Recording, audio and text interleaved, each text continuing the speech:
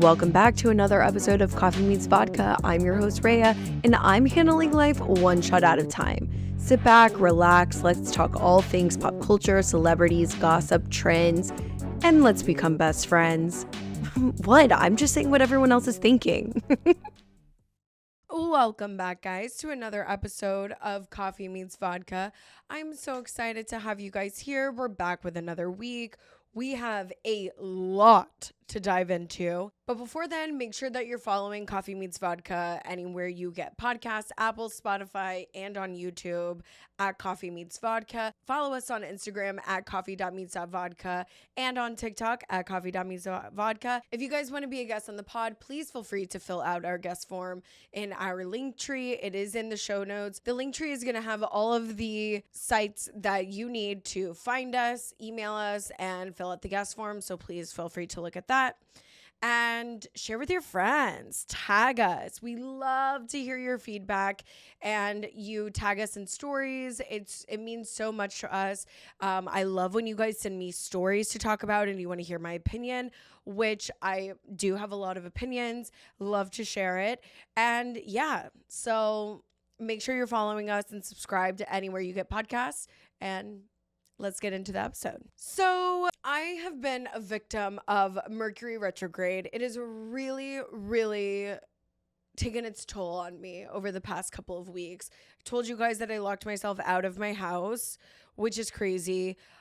Deals falling through, contracts not being signed. Penelope threw up 8 times or even more yesterday for no reason. It looked like hairballs.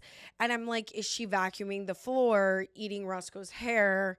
Girl, I don't know. Nothing that it can't wait for a weekday. She's not throwing up now, so luckily we didn't go to the ER. I don't know what you're saying, Rhea, you're kind of a bad mom. I'm actually not. She has insurance.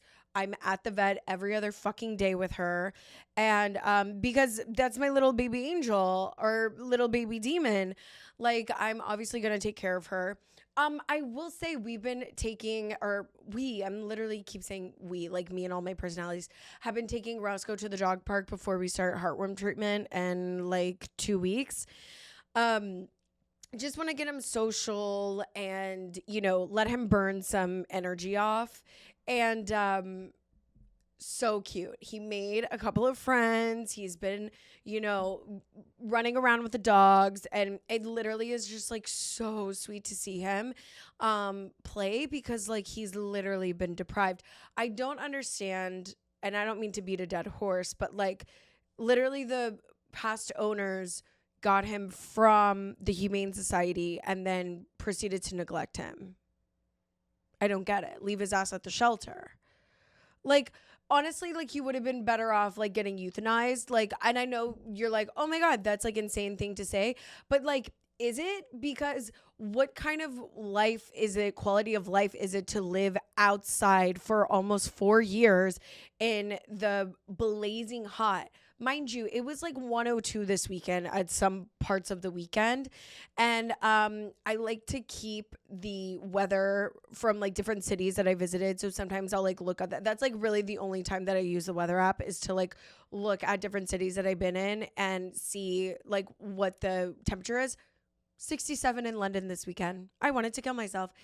I was fucking profusely sweating. Meanwhile, my friends are out there wearing jackets in the middle of August. Like, I love that for them. I hate that for me. But yeah, I don't get it. I never will. And I'm so blessed to have him. You guys have no idea. He's been such a blessing for me and Penelope. And surprisingly, she like really likes him and he tolerates her, as we all do. But like, I just find that so funny because everybody's so shocked when I say that. And they're like, oh, like she probably hates him. I was shook to my core. She actually really loves him and like really enjoys him. Now they don't play and they don't cuddle, but they get really close to each other and they coexist. And I just think if you know her personally, she's a 9-year-old Maltipoo. She'll be 10 in March, a Pisces. And she's insane. I don't know if I mentioned this last week, but Roscoe just turned 5. So, yeah, we're all geriatric over here, and I love that. So it's a little update for me. But going back to like the Mercury retrograde, apparently you're not supposed to be like watching what you say. And I know that's like all the time during a retrograde. This literally snuck the fuck up on me. Like, I was Mercury retrograde's best candidate of what not to do. Literally popping off, like not being conscious about like what I'm saying. And I will say I went to therapy last week, and I feel like this whole year, just a little bit of accountability, if you will, this whole year, you feel like because I'm so busy with like work and then the podcast, and I'm just like, just grind. This is like a grind year. And it's not my best quality, but I have not been as conscious as I have been in the past, to where it can be like, okay, stop, like let's think about this. Like, how are we responding? And anyway, so it's something that I'm actively trying to get back to being conscious about, and like working on. So just a little bit about me. You guys, I know I said last week that I was going to insert a "It Ends With Us" clip. Sorry, literally, I've been talking so fucking much. My voice is hoarse, so I apologize. I know I said that I was gonna insert an "Ends With Us" clip in last week's episode, and I didn't, because literally I have so many thoughts. So let's start it off. Let's pop it off with "It Ends With Us." I went to go see the movie. Sure, like I cried. I don't think it's not hard to make me cry. I'm gonna start off by first like dissecting the movie, because I did read, I told you, like part of the book, like more than half of the book. Worst book I ever read. First of all, and this is definitely like on me, like user, what is it, context clues, like when you're reading. And by the way, I am like actually, I didn't have any issues like in school about like reading or like language arts or writing in English. Like I was actually pretty good at it. But I was listening on Audible, and I think sometimes when I listen on Audible, because I don't really have time to read the book or like the attention span to like sit and read, that like you miss things. So I didn't necessarily realize that the theme of the book was domestic violence. And I guess also that says more about me, right? Because I thought she was just like in obviously like a toxic relationship. And I just thought the whole book was like fucked up and weird. And also they were like young, and they made, I don't know why this casting of Justin Baldoni and Blake Lively happened. I never really followed it in the beginning, and then they stopped production because the writer strike and all that stuff. But like, I think they went a little too far on the scale, and they were old. I mean, they both look like they're pushing 40. Blake is 36, and Justin, I think, is late 30s as well, like 37, 38. But I'm like, he literally shaves his face, and he's got like a 5 o'clock shadow naturally. Hot, not saying anything about either of them. They're both beautiful people, but like, I just think it was like bad casting. I think Justin would have been better as a director. And like they should have casted the whole, like, even if they wanted to level up, you could have made them like late 20s, early 30s. Or maybe that's what they were supposed to be. I don't know. They looked fucking 40 on the screen, and crazy outfits. Okay. I will also say, Justin Baldoni, Blake Lively, great actors in their own right. I personally didn't see any chemistry between them. I think they were in two different films. Like Justin Baldoni, amazing, really method acting. You can totally tell, like he really, like you could tell in the eyes. And even with this press tour, you can tell that he like really was the character of Raya. Like he really tried to get in it. Blake Lively, I don't know. This is like her worst performance in my opinion. Like, and I don't really think Blake has like all that much depth and range, but I will say like Savages was really good. That one shark movie where she was stuck on a rock that I never saw because that's petrifying, that was really good. But like, she's been in some dramas, that she does have a little bit more range than I guess her counterpart Ryan Reynolds. But yeah, in this movie it's actually so funny because literally I just think she's been around Ryan Reynolds too long, because like he's rubbing off on her and it's like not cute. And maybe like obviously like attracts like on some level they are like the same person, right? But Ryan Reynolds, although like hot, I small doses with me. Like I don't think I could be around that guy for more than like an hour or like one night. Like the sarcasm can only go so long for me. And I just feel like I don't feel like, I know he has no depth. He plays Ryan Reynolds in every single movie, Van Wilder, every movie that he's ever been in. It's only Ryan Reynolds. Waiting, so fucking funny. I'm not saying it's not funny, but like there's no range. There's no like, yeah, I guess he's good at comedy, but he's like so sarcastic that it's like, is that really comedy? I don't know. I didn't watch any of the Deadpool. I did hear that Deadpool Wolverine like wasn't that great. And they're trying to make, so speaking of the press tour, I have so many thoughts. Sorry, I'm probably going to jump around. But like literally Justin Baldoni and Blake Lively are promoting 2 different fucking movies. I can't get over the fact that she is talking about florals and like, she's just literally describing a different movie. She doesn't mention domestic violence once, and she posted on her story like earlier this week about how she is raising money for like a certain domestic violence charity and blah blah blah. It's like foundation. That's like the only thing that she's ever mentioned about domestic violence. Also, she's in her JLo era with the bracelet. She was doing a press tour and it was her and then Isabella, good God, the one that plays like a mini Blake Lively, and somebody gave them like friendship bracelets and she's like, oh, this doesn't go with my outfit, but I'll wear it later. Like, no, you fucking won't.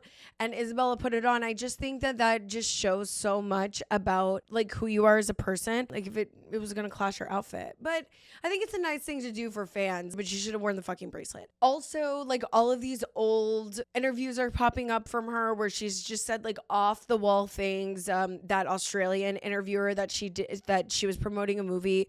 I don't even know what movie it was, but when she was talking about, oh, I like congratulations on your bump, and then Blake was like, oh, you too. Well, turns out this Australian interviewer couldn't have kids. She wasn't pregnant.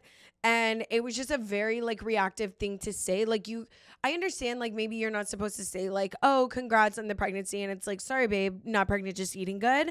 But like it was visually clear that Blake was like 8 months pregnant and she had already announced that she was pregnant. And the interviewer was being nice and breaking the ice saying, congrats on your pregnancy. And then she like goes into a bit with like the other actor and, they just like totally excluded the interviewer out of the interview. And people are up in arms saying like, well, nobody from the Gossip Girl cast follows her. Everybody follows like Justin Baldoni, like Penn Badgley. Also, I will say on that, like Penn Badgley and Blake Lively like used to date. So like, and I know they're both married and I do think they kind of ended on like okay terms because they had to film season 6, horrid, of Gossip Girl anyways when they weren't together. But like, I don't know, like, are you following your ex-girlfriends? I will say that I do know, I have heard that Leighton Meester is a saint baby angel and literally everybody hated Blake Lively on the set of Gossip Girl. Like it was very, very clear, like LA rumors, and not even LA rumors, like they mentioned it in other interviews that have popped up that, Blake and Leighton didn't get along. And like Blake was the actual mean girl on set. I mean, I think it's very obvious that, one, she's never been in a toxic relationship and good for her. Can't relate, girl. 2, that you're very sheltered and like her mom, I want to say her mom is like a producer. Like her family comes from, like she's a Nepo baby. Like she comes from a Hollywood family. And she's been promoting this Blake Brown hair care with the Ends With Us press tour. She's trying to do an Ends With Us by Wolverine. So they're trying to do like the Barbenheimer. They're trying to do It Ends With Wolverine or Ends With Deadpool Wolverine, whatever the fuck they want to, kind of mesh the names together. And she's also promoting her hair care line and she's promoting like other stuff. And she's talking about how she needs rings and Lorraine Schwartz is her comfort blanket. And it's just like so out of touch and would also like really, really upset me was that when her and Atlas, the guy from 1980 or 1923, oh, great show, by the way. Oh, I actually think Yellowstone is finally coming back. Like, they finally worked it out here nor there. But the guy, Brandon, what's his name from 1923? The guy that plays Atlas. Him and Blake were doing a virtual interview, and she's like casual, like laying on the couch, like her feet up, like whatever. And the interviewer asks, he's like, now, what are you going to say to fans that are potentially going to come up to you and say, you know, your movie inspired me to leave my abusive relationship of a decade and blah, blah, blah. She's like, oh, do you want to do like Find My Friends, or like I could give you my number? Or, oh, how about you send me a letter and like we can talk about it later? You know, I'm a Virgo. I'm very analytical. What? Like, maybe she didn't hear the fucking question, because it just like didn't make sense. And then you see Brandon, aka Atlas, you know, on the couch being like that, secondhand mortified. I still don't understand why like Justin Baldoni has kind of removed himself, maybe. I mean, I personally would have actually, or been exiled from the cast or whatever the fuck. He has hired a PR crisis manager, which I think is so fucked up. I was always team Baldoni, and I'm glad to be on the right side of history, because I heard some people before, you know, they were like, all of this other stuff about Blake came out, that they were like, oh no, I don't care, like Blake can do no wrong. I think that's actually insane, and not every man is like terrible. And I think like we need to read behind the lines, and like Justin does a lot for like men and mental health and advocacy. And I have chills. Like, I just think he is such a good person. Literally, like, also like, not to get emotional, but like, and I really am getting emotional. I'm like, literally, oh my God, not me. Like, Justin, thank you for your work. But like, literally giving somebody like me hope that like there is like good guys in the world. Okay, you know what, you guys? I'm going to start my period. So like, ignore, okay? I didn't mean to like cry. I don't even know if it said anything sad.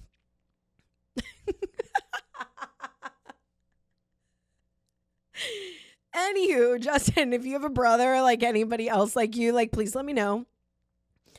But I'm so also like proud of him for sticking to his guns and, you know, really bringing awareness to domestic violence and understanding that it's not just a simple way out, and you can't just leave sometimes. And sometimes like, you know, it's bad, but like you're so numb to it that you don't know how bad it is. And I really like want to praise Justin for continuing to not let the press get to you. I'm sure it has behind closed doors, but I mean, you know, when he's doing interviews, he's not bashing Blake. He's actually being very demure, and he's sorry, I just want to make sure my mascara isn't messed up. Honestly, he's kind of like, he's doing it so perfect. Literally, goals. I'm so emotional. I could never, well, I don't want to say never, but like, this is like the perfect way to like kind of backhand compliment somebody. And he was like, no, Blake's so good. Like, so many edits that she did, and, you know, all of her creativity, like literally telling you that like it wasn't his idea. You know, and he kind of got railroaded over. And mind you, I heard a rumor that Ryan Reynolds rewrote a couple of scenes during the writer's strike. And that just shows you like how big of a fuck you. Like, they don't care. Like, they come from Hollywood. They're going to be fine. They're in the 1%. They have more followers and more fans than Justin, you know, per Instagram. And, Justin is really great on his own, but it's like a mega. It's like going up against this like mega corporation. Okay, sorry. So enough about the press. We've all seen it. It's all fucking stupid. And Blake is really just digging herself in a hole. I don't know if it's on purpose. I don't know. We haven't seen many interviews from her in the past. She doesn't really do press tours. I feel like these like really mega celebrities don't really do press tours. They don't need to, but she is doing one for this movie. And now I feel like her team is going to be like never fucking again. Also, her hair care line is like on a 90% return or something. I kind of made that number up, but it's like it's like, or 50%, let's say, like return rate, and it's not good. I've never tried it, so I don't know. I probably won't try it just because like I like Kristen S. Like that's like what I use. But and I'm not really like into changing, but I might try the Jerry shampoo, like whatever. We'll see. But and I do like the packaging about it, but that's about it. But I've just heard like mixed reviews now. I don't know if people are out here being all like on the Blake hate train and like let's tank her product because like we're hating her right now. I don't know. I don't really care. I'm not paying attention because she's promoting this and she's promoting that and she's doing her Betty Buzz. And they also did and I did notice this when I went to go see the movie that they had signature cocktails before the movie started, like, you know, in the previews where it's like, oh, try this Blake Buzz, let's just say. I forget what it was called, or like Lily Bloom's floral something or other with Blake's like alcohol line. And I personally do like Betty Buzz. Like I think it's the seltzer that I tried, it was good. We did a Brews and Booze review on it, but yeah, I don't think that was like the best marketing tactic, specifically because a lot of domestic violence happens with alcohol and you know, it kind of enhances everything like that. And I just don't think it was the best move. Now let's talk about the movie. So I mean, it was good. It was okay. I don't know that I'll ever watch it again because like I didn't it's not one of those like classics. And I know, I mean, it's domestic violence, but I just think they were acting in two completely different movies. Like I think they're great on their own, but first of all, I personally didn't really see that much chemistry between Blake and Justin. I don't know if it has something to do with the fat shaming comment. She's like, oh, he fat shamed me. I understand. I think she just had a baby like when she started filming, and maybe she wasn't like feeling up to her like her best older self or past self or anything like that. Like I totally get it. The hormones, like postpartum, I get that. But like also Justin had a back injury and he went to physical therapy and lifted weights specifically so he wouldn't be able to throw his back out. Babe, I can pick up my little 15-pound dog and throw my back out. This has nothing to do with like weight or you being fat or anything like that. I think his reasoning was very valid, and the way that Blake is trying to twist it and make it seem like he was fat shaming her is like completely ridiculous in my opinion. Like get a grip, girl. I'm like trying to think of, I will say the scene that really like made my like anxiety shoot up was like the rape scene almost, where, or I guess, I don't know if he like really, I guess he did rape her. Yeah. Like when they're on the couch and it's, you know, it kind of flashes back to like the generational domestic violence where like she saw her dad do that to her mom, which by the way, I this is on me. I really must have missed that in the book that I didn't realize it was generationally. But that I think was a good theme of the movie and the book, because I don't think a lot of people realize just how much generational trauma affects you, even if you're not aware of it, or you're like, I'm leaving this town and gonna go make something of myself. Sometimes it will still creep in and find you. And you know, I think it's important to work on those traumas, right? To really break the cycle. And the movie it ends with us. Domestic violence ends with us. She ends up having a daughter, and she asks Ryle for a divorce, like in the hospital bed, and she ends up leaving him. And in the book, I guess it's different because it's like very clear that she ends up with Atlas and like kisses him and stuff like that. And in the movie, it's just they kind of run into each other and whatnot. I mean, I don't know. I still think it was like a really horrible book. The script was better. The movie was better than the book, I will say. But I don't know. I just think it's such a flop, the whole press tour. Now, I will say on one hand, it is getting people to talk and to go see the movie because the press tour is so bad.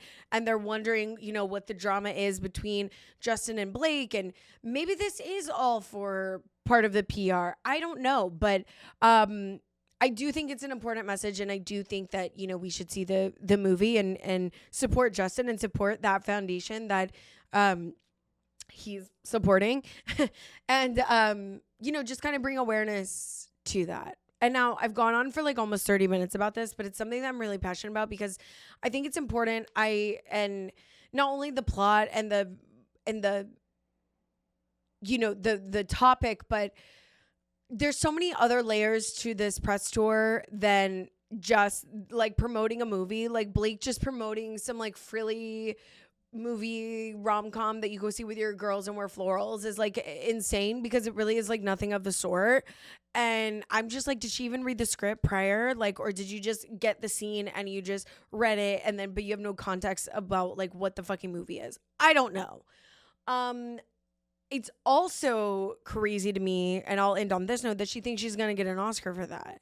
Like, she thinks this is her Oscar-winning movie. She really is in her J-Lo era with Hustlers, with J-Lo thinking that Hustlers is her Oscar winner.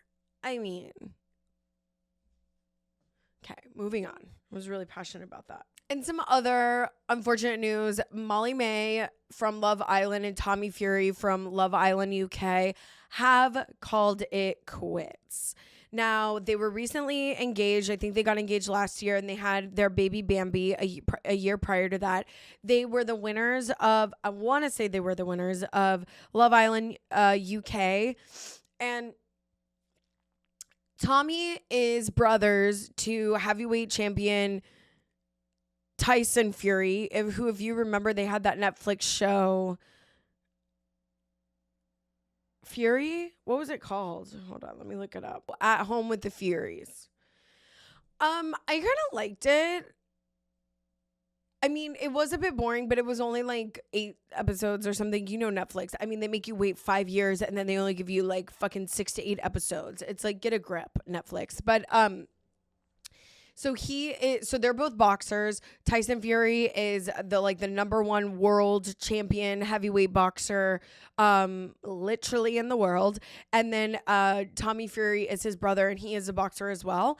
But he's kind of going more on the influencing route. I don't know that he's like boxed recently. And I will say, remember how it all came out last December, November, like around the holidays last year, that he was in Dubai and like was seen potentially kissing some other girl. Now, I saw the video. I didn't see a kiss. I kind of saw like leaning in to like here, but maybe I'm wrong, or maybe I'm misremembering. But it has since come out that they abruptly ended their relationship, and Molly May put out a really gut-wrenching statement saying, I never thought this would happen. The best part about us, or the best part about Bambi, is us, and that we were really in love. And it also has come out allegedly that he has gotten a Norwegian model pregnant, and the baby was just born.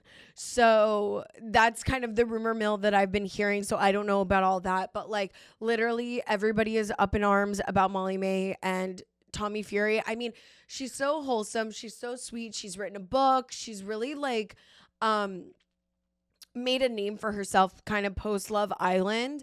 And they really are like the UK's number 1 most like, lifestyle influencer couple. And it's really sad to see that, it's something that she feels she cannot come back from, because it's something that like was so abrupt and like so gut-wrenching, and she kicked him out of the house. She's still in the house with their daughter Bambi, and everybody is rallying against her. And like also the internet, like all of these influencers that I've seen, especially like UK influencers, they're like really rallying around Molly May, and we're just sending her good vibes and girl power, because she doesn't deserve that. No woman deserves that. And I really hope the rumors aren't true that he has another baby with somebody else, but I guess we will see. So it's really unfortunate. Okay, you guys, there's this new Mormon show coming out. It's called The Secret Life of Mormon. The Secret Life of Mormon Wives, and it's premiering on Hulu September 6th. I fucking cannot wait. I'm gonna have a premiere party. If you guys don't know what this is about, it is, remember, like, well, I guess if you're not on TikTok, but I think anybody who like watches this show or listens to this show, you guys need to be, on TikTok and like influential. I get it. So if you remember the TikTok, the Mom-Tok, with Taylor, what's her name? Taylor Frankie Paul, Miranda and Chase. Really, Taylor Frankie Paul is the one that I know the most because she was the one that kind of blew the whistle on, like, it's not what it seems, like, blah, blah, blah. So if you don't know, it was like a group of Mormon couples that would get together, and I guess the husbands would go to work and the moms would go to somebody's house and film TikToks all day. And, you know, they all were kind of like this mom group. And then it transpired into soft swinging. Now, we know the Mormons like to do soaking and they won't drink caffeine, but, you know, they will soak or have their friends like shake the bed while they're inserting, or they'll do, you know, backdoor sex because it doesn't count. It's all wild to me, but who am I to judge? So I'm excited for this. Basically, so Taylor Frankie Paul gets divorced from her Mom-Tok husband because they ended up, okay, what they would do is the soft swinging is they wouldn't have sex, but they would make out and do other things like oral or hands, and they would be next to the husbands and the wives of the couple. So like they would like swap wives, and then or if you're the girl, like you would swap husbands, and you know then you would still be like next to your partner or your spouse.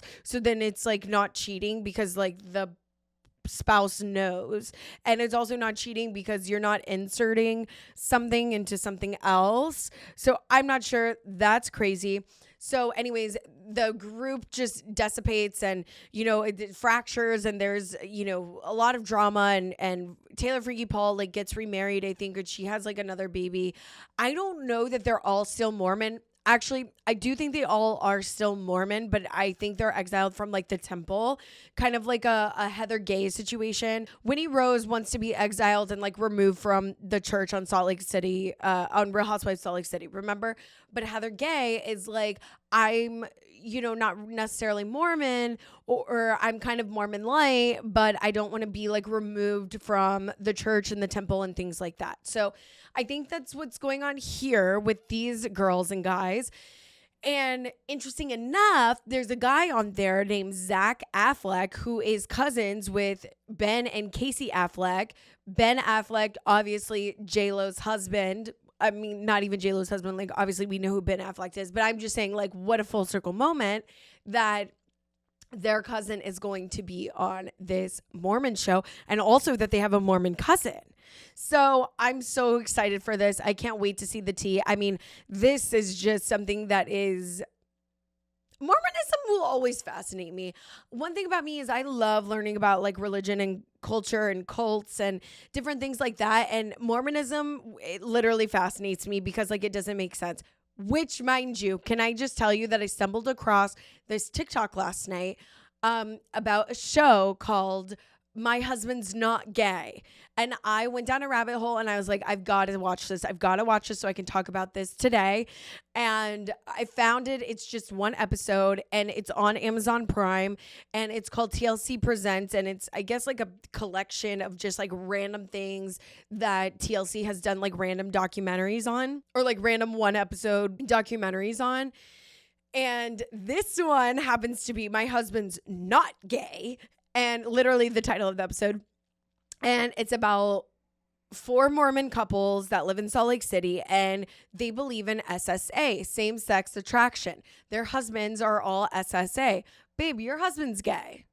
And they're like, we get really offended when like people call our husbands gay. My husband doesn't identify himself as gay, and I don't identify him as gay either, and blah, blah, blah. I mean, you guys have got to watch this show. This shit is so funny.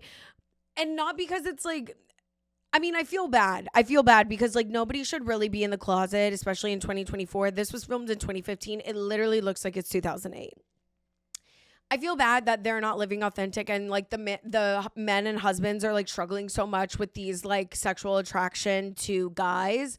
And it's really unfortunate, but I have to say, when I was watching it, and I will put all the pictures up because this is fucking funny. I was like, this needs to be a comedy. This needs to be like a 2000s comedy, which here's my dream cast. And I'm going to put the pictures up and you'll see exactly who I'm talking about. Okay, Jeff is going to be played by Seth Green.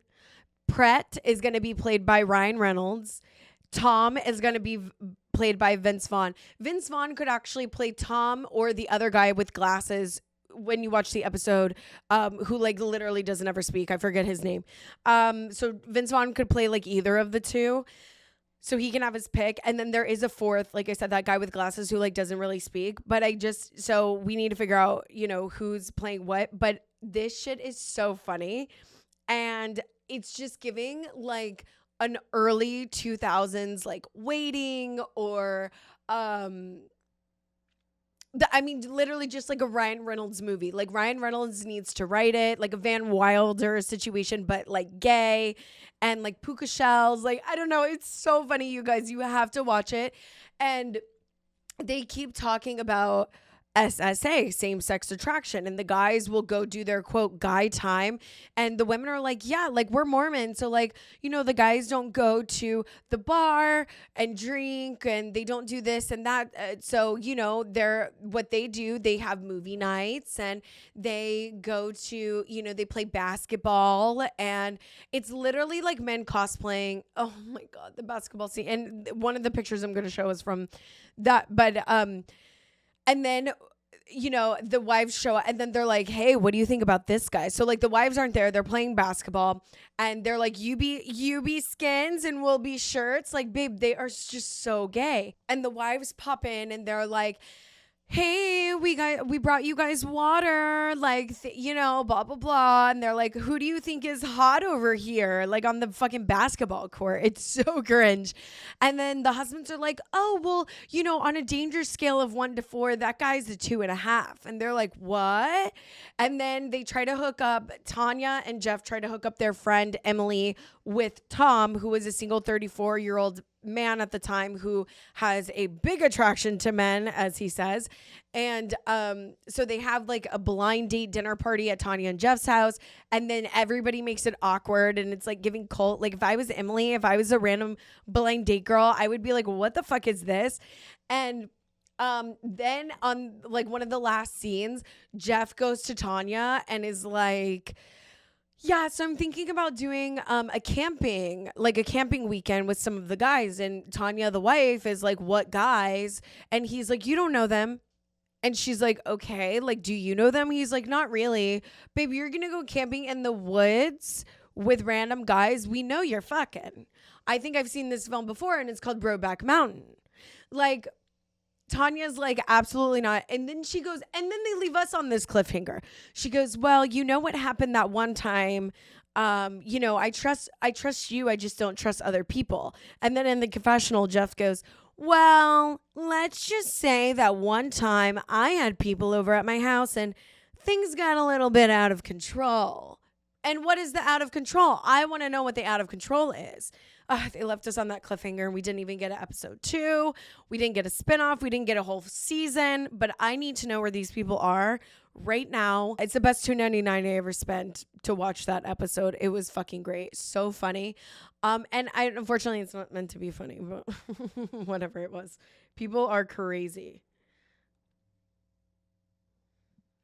Okay, and last but not least, another Mormon who says that she's not Mormon. Jana Duggar, the oldest of the Duggars, or second oldest of the Duggars, is married finally to a guy named Stephen Wissmann. That sounds kind of Jewish, doesn't it? Isn't Wissmann Jewish? This is from People. Jana Duggar moving to Nebraska, Lord help me, with husband Stephen Wissmann after wedding to start their next chapter. I mean, she looks really pretty. They're cute. He has a lazy eye, but it's okay. The former Counting On star, 34, and husband Stephen Wissmann, 31. Okay, cougar. Tied the knot in a classic elegant ceremony on Thursday, August 15th in Prairie Grove, Arkansas.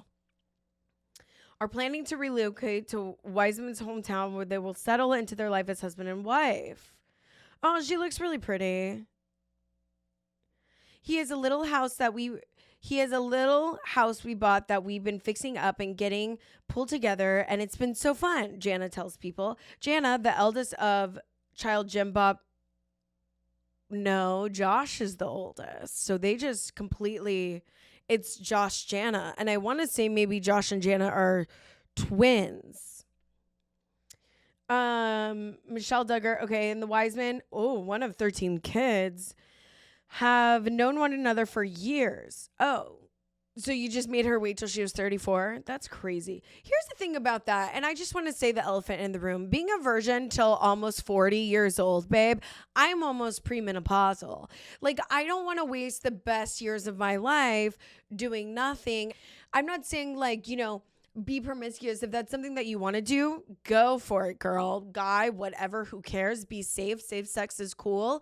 But I'm just saying, my thing is like, society puts so much pressure on women to be virgins and to be pure and all of these things. What are the men doing? The men are not doing that.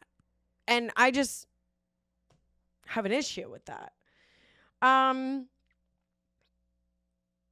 Their union isn't the first of the two families. Jana's brother, Jeremiah, is married to Stephen's sister, Hannah.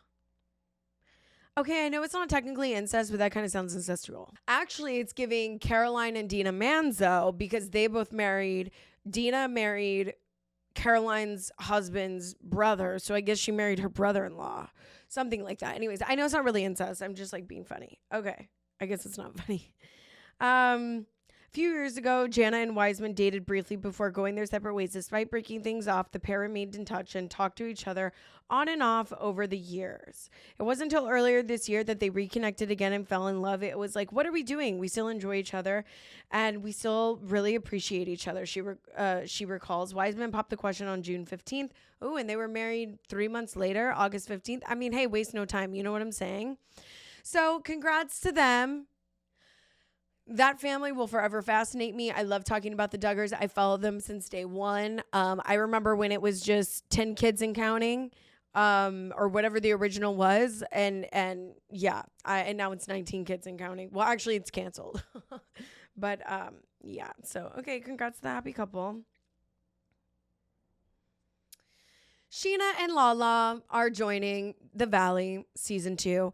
It is the gift that nobody asked for. Bravo loves to do things that nobody asks for, but yet they don't listen to the things that we do ask for. So I don't understand. I really have nothing to say other than, like, the season better be good because it was perfectly fine before them. And yeah, ... Jeremy Maddox, Ariana Maddox's brother, Jeremy, charged with attempting to bring 100 pounds of cannabis through airport security. But what city?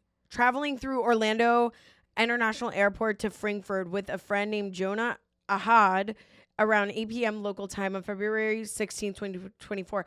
This happened on February 16th. Why are we just now hearing about it? When a U.S. Customs Border Protection agent stopped the pair, TMZ was the first to report the news. In documents which were filed in Orange County, Florida, courts on February 23rd. I'm like, what? It's August. February 23rd, the customs agent stopped Jeremy, and Ahad claimed that he searched their 3 suitcases, including 2 large black Toomey suitcases. I don't know why the brand matters. And Black Briggs and Riley suitcases. Okay, that's, at least it wasn't Bays, I guess. Shay Mitchell would be having to do damage control. The agent then alleged that the suitcases contained a large amount of green leafy substance in a vacuum sealed bags in all of the suitcases. And the warrant added that the plants tested presumptive positive for cannabis. Womp womp. I mean, that's unfortunate. So, I don't know. Is he getting... Okay, the pair were both charged with trafficking in cannabis of more than 25 pounds or 300 plants, which, according to Florida law, carries a minimum sentence of 3 years in prison and $25,000 worth of fines. Although the incident took place more than 6 months ago, another court filing submitted by Jeremy's attorney on Wednesday, August 14th, okay, so I guess this is why it's coming up, states that Jeremy, who has made appearances on Vanderpump Rules, was not arrested until July 10th. He was taken into custody at his home in Oceanside, California, and extradited to Florida. The Orlando Police Department did not immediately respond to people's requests for comment. The court document filed on August 14th by Jeremy's attorneys asked for the judge to set, quote, reasonable bond, arguing that the bartender is employed and attending school in California and has, quote, a strong family network willing to support him and should not be charged or should not be considered a flight risk. Jeremy and his sister Ariana's mother, Tanya Maddox, also wrote a letter in support of her son, telling the judges overseeing the case that the 32-year-old is a, quote, wonderful, loving son and, quote, a kind person.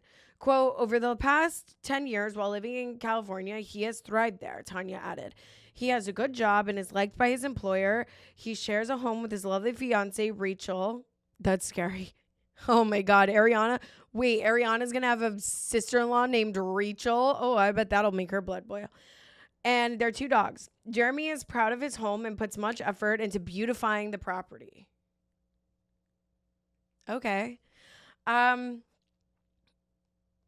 So yeah, I mean, I think that's kind of crazy that you really thought you were going to get away with entering the U.S. with 100 pounds of weed.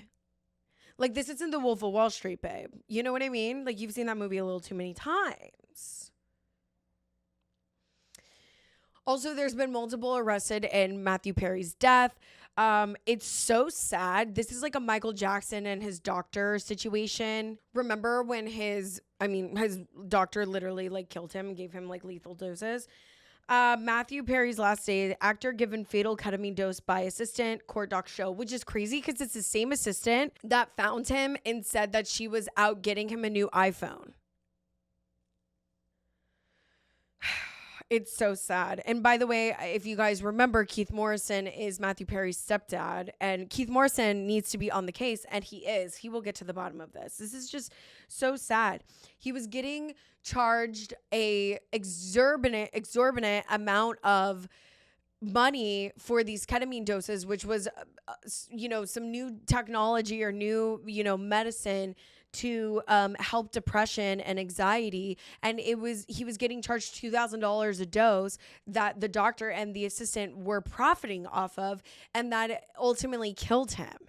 So I think 4 people have been arrested so far. Let me see.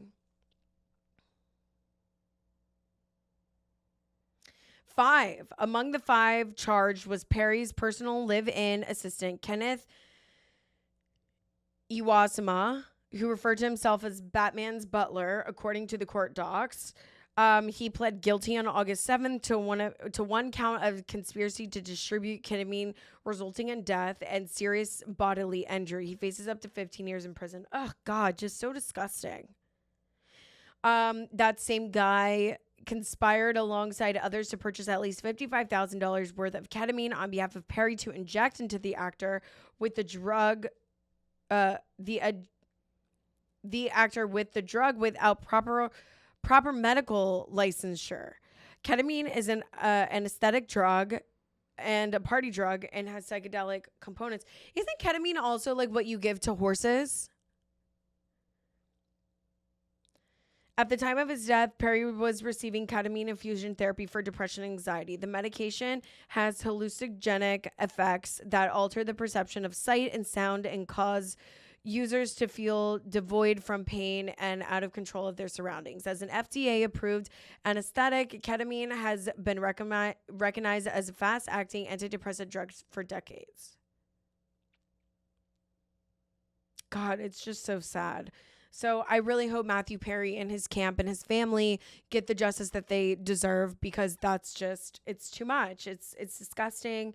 And especially everything that he's been through, like, just, it's not okay to be taken advantage of. And I know he has a good heart, and I know like a lot of people, like, he's battled with drug and alcohol. He's done a lot of, he has a foundation for drug and alcohol victims, and he does a lot to pour back into the community that kind of helped him get sober. And I just think, like, to be taken advantage of for that, especially when you're like asking for help and surrounded by people that are supposed to protect you, is just, it's disgusting. So I really hope and pray that Matthew Perry gets the justice that he deserves, and these people should get life in prison. I mean, there's really no excuse to be for that kind of behavior. It's disgusting. Well, not to end on that sad note, but that is all I have for the show today. I feel like this was jam-packed. This was, such a whirlwind of an episode. Would love to hear your feedback. Please email me, DM me. Would love to know your thoughts. Follow us at coffee.meets.vodka on Instagram and TikTok. Rate us, subscribe anywhere you get podcasts, Apple, Spotify, YouTube, at Coffee Meets Vodka. And don't forget to share with your friends. We'll see you next week. Bye.